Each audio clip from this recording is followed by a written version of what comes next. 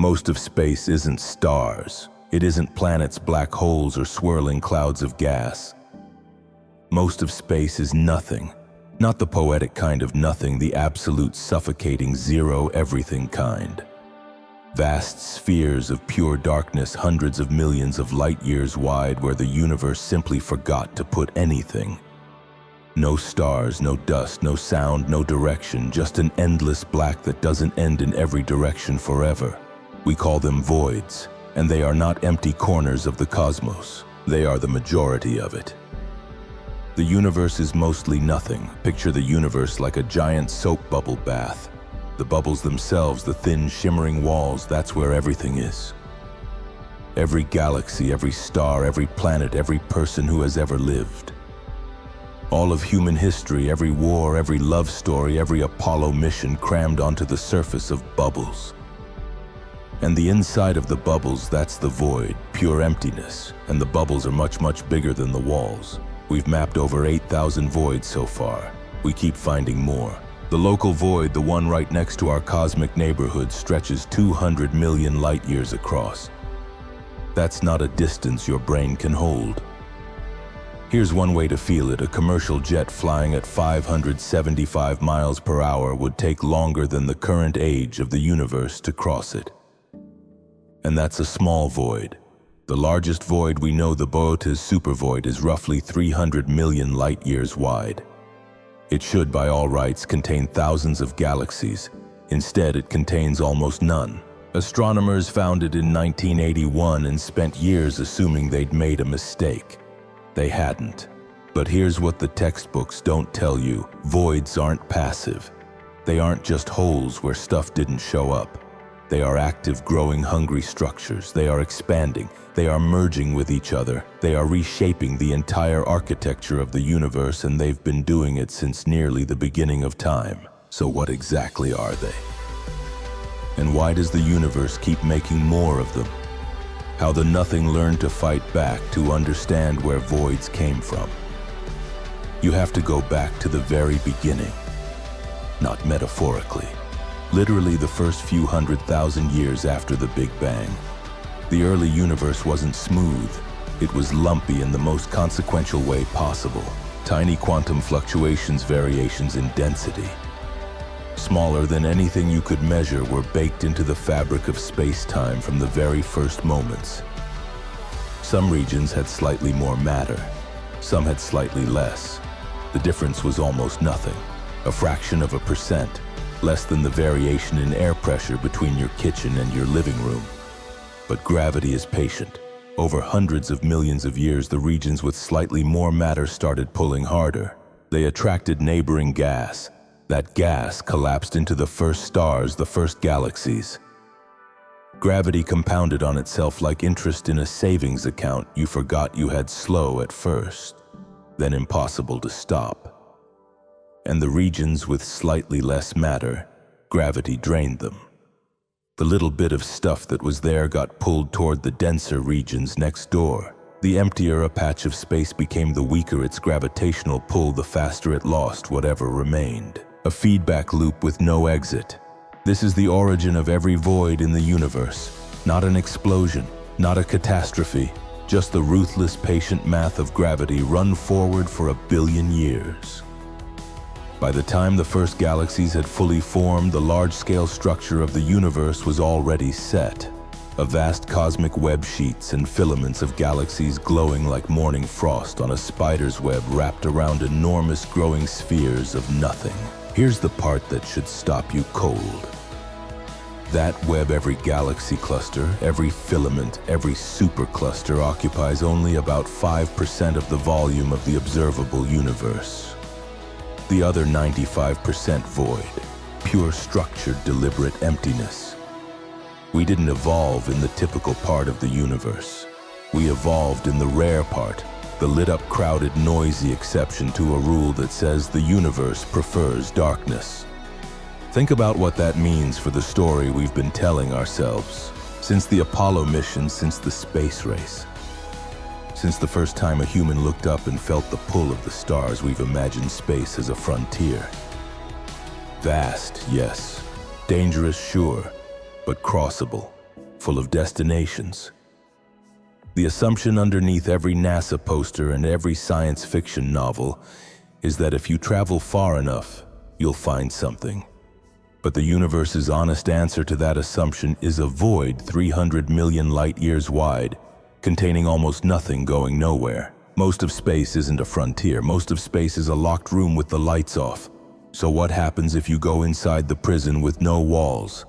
You are inside the Boötes Supervoid, not near it, not approaching it, inside it. 150 million light-years from the nearest galaxy in any direction. That's 882 quintillion miles of nothing between you and the closest star. If every person who has ever lived in all of human history, roughly 100 billion people, stood end to end their chain, wouldn't cover 1/10,000,000th of the distance to the nearest exit. There is no up, no down, no reference point of any kind.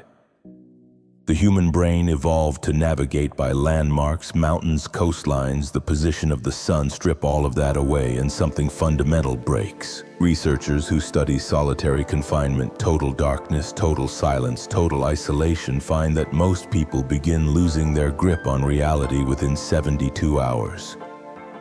Not because they're weak, because the brain requires input to maintain its model of the world. Cut the input and the model starts generating its own.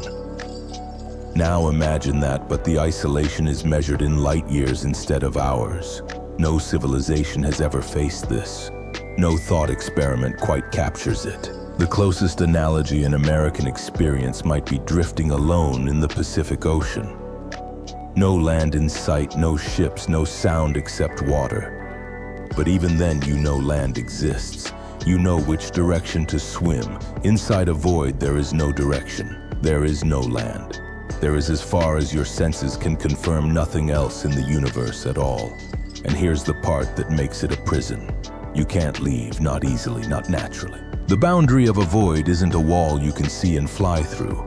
It's a gravitational gradient, a slow invisible tide pulling everything away from the center and toward the edges.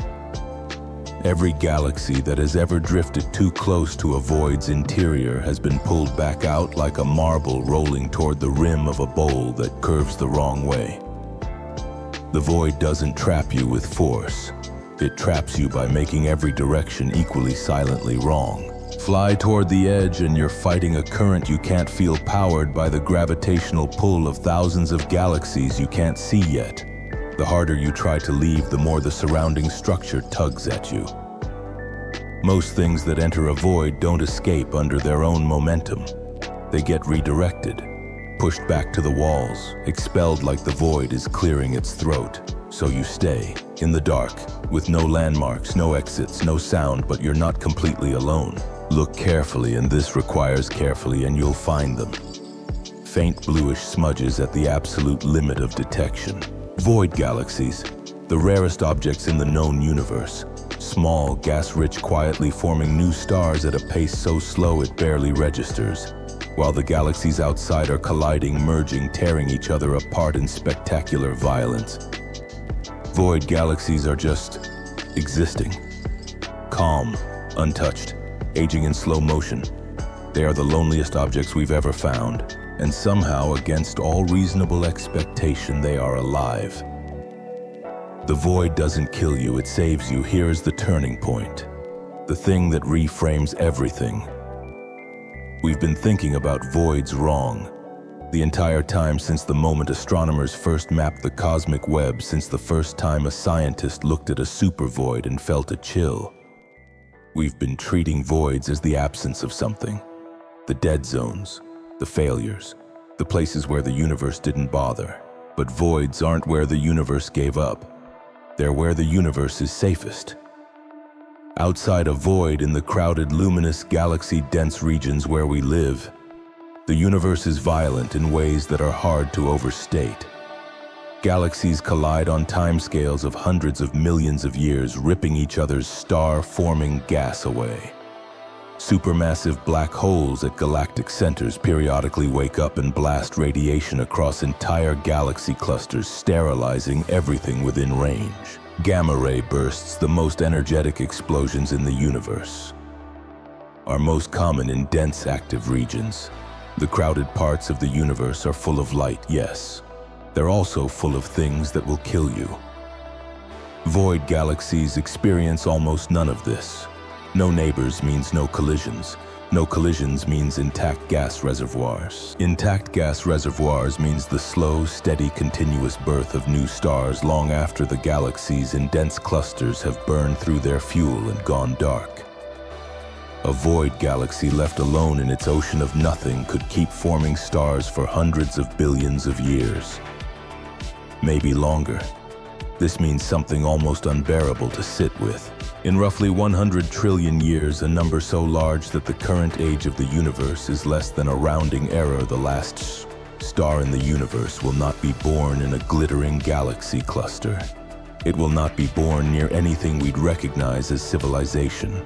It will be born quietly in a void galaxy, alone, in the dark, surrounded by nothing for hundreds of millions of light years in every direction. The last light in the universe will come from the loneliest place in existence. The place we thought was dead is the place that outlives everything else. The bubble machine at the end of everything. But there's a force at work inside voids that changes the entire equation. One that makes the void not just a refuge, but an engine. Dark energy. We don't know what dark energy is. That's not false modesty. It's one of the most honest statements in all of physics. We know it exists because the universe is expanding faster than it should be. We know it makes up roughly 68% of everything in the universe. And we know that its effects are almost completely invisible in dense regions of space, drowned out by gravity matter, the noise of everything pulling on everything else. But inside a void, dark energy has no competition.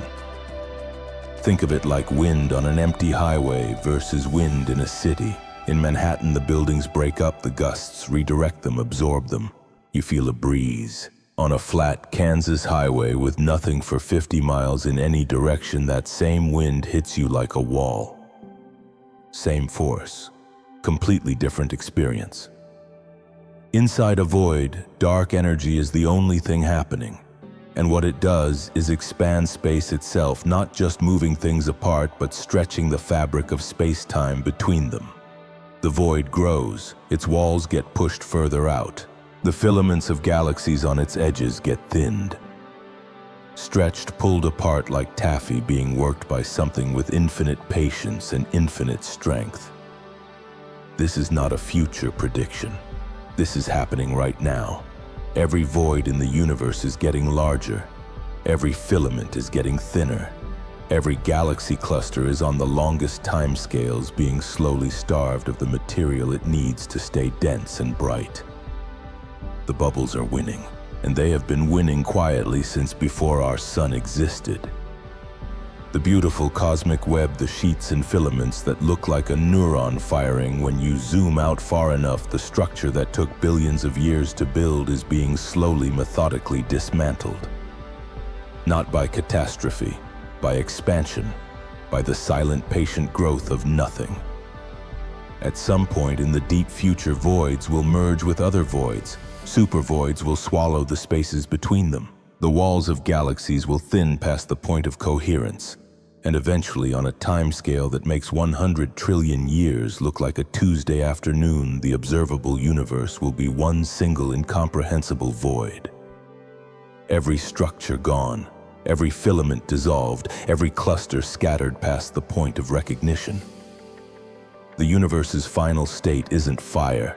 It isn't collapse. It's a void so large it contains everything and looks exactly like nothing. The last light will be born in darkness. Let's stay with that image for a moment. One void, everything, nothing. There's a particular kind of dread that comes with truly understanding the scale of what dark energy is doing, not the intellectual acknowledgement of it, but the felt version, the one that hits you at 2 a.m. when the house is quiet and you've been thinking too hard. It's not the fear of death exactly. It's something older. The fear that nothing you build will leave a mark.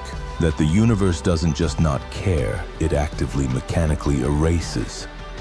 Every civilization that has ever existed or will ever exist faces the same final answer. The pyramids, the Apollo program, the internet, every cathedral and symphony and satellite, all of it is sitting on the surface of a bubble that is being slowly inflated from the inside. The walls are thinning, the structures are dissolving. The math doesn't negotiate, but here's what the math also says: before the end. Long before, on a time scale we can barely hold in our minds, there will be a last chapter. And it will be written in the voids. 100 trillion years from now, the crowded regions of the universe will be dark and spent. The massive galaxies that burn brightest today will have exhausted their gas, swallowed their stars into black holes gone dead. The brilliant, violent, luminous universe we currently inhabit will be largely a graveyard of cooling remnants. And out in the voids, in those small, gas-rich, untouched galaxies that have been quietly tending their reserves for longer than we can imagine, stars will still be forming. Red dwarfs, small and dim and extraordinarily long-lived, will still be burning. Planets, possibly. Life, possibly. The last habitable real estate in the universe will not be in the Milky Way or Andromeda or any galaxy we'd recognize today. It will be in a void galaxy whose name we don't have, in a supervoid we haven't mapped, surrounded by a darkness so complete that any civilization living there would have no observational evidence that the rest of the universe ever existed. Think about what that means for the story they'd tell themselves. No cosmic web visible from their telescopes, it'll be long gone. No neighboring galaxies to observe, study, visit. No evidence of galaxy clusters or filaments or the vast architecture that told us how the universe was built. They would look out and see their galaxy, their stars, and an infinite black ocean in every direction. They might deduce through pure mathematics that other structures once existed, but they could never confirm it. The universe's own expansion will have carried every other galaxy beyond their observable horizon, past the point where even light can bridge the distance. They would be, in every practical sense, the last ones. Alone in a universe that had forgotten it was ever full. And here's the question that lands hardest, the one that's worth sitting with. What would it mean to be alive at the end of everything and not know it? Not to face extinction consciously the way we imagine facing it, with full awareness of what's being lost, but to simply be forming stars, building something, looking up at a sky that seems perfectly normal while the last chapter of cosmic history writes itself around you unannounced. We tend to think of our era as ordinary, middle of the story, plenty of time left. But we are living in the universe's brightest, most structurally complex moment, the peak of the cosmic web, the height of galaxy formation, the era when the most stars are burning simultaneously in all of history. It will not get more full than this. From here, the long exhale begins. The voids are already growing. The filaments are already thinning. The bubble walls are already almost imperceptibly pulling apart. We just haven't been watching long enough to notice. Come back to Earth now. You're here. Solid ground. A sky full of stars that from where you're standing looks full, almost crowded. The Milky Way arcing overhead on a clear night, that smear of light that contains 200 billion suns feels like abundance. Like the universe is generous. Like there's more out there than you could ever need. And that feeling isn't wrong. It's just incomplete. The darkness between those stars is real. The voids behind the voids are real. The slow, patient expansion dismantling everything we can see, that's real too.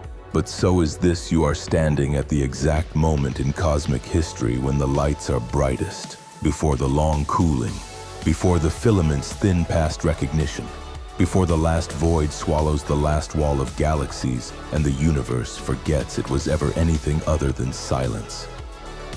You are not in the middle of the story. You are near the peak of it. There's something the void galaxies understand that we don't, not yet. That isolation isn't the opposite of meaning. That being small and dim and surrounded by nothing doesn't make you insignificant. The last star in the universe will be born in a void. tended by a galaxy that spent 100 trillion years quietly keeping its gas, not burning bright, not colliding, not announcing itself to anyone, just persisting, just continuing, just making one more star in the dark because that's what it does. That's not nothing. In a universe trending toward nothing, that's everything. The void isn't the place where the universe ends. It's the place where something keeps going long after everything else has stopped. So when you look up at a clear night sky and feel small, feel it fully. Feel the 300 million light years of absolute nothing one supercluster over. Feel the bubbles growing, the filaments thinning, the slow arithmetic of dark energy doing its patient work.